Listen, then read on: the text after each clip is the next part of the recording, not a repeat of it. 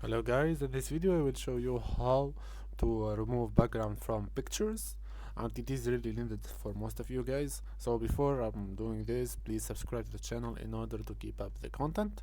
So I will show you the background that I need to remove it from this picture, which is AI generated, guys. Don't be worried, it is not a real human being. So you just type here image background remover, and then you will find the first one that I used, which is from Adobe, and the second one which is from Photorom. So I will just choose this one, and I will get the picture here to upload it. So all what you need to do, which is waiting the processing of the picture in order to remove the background.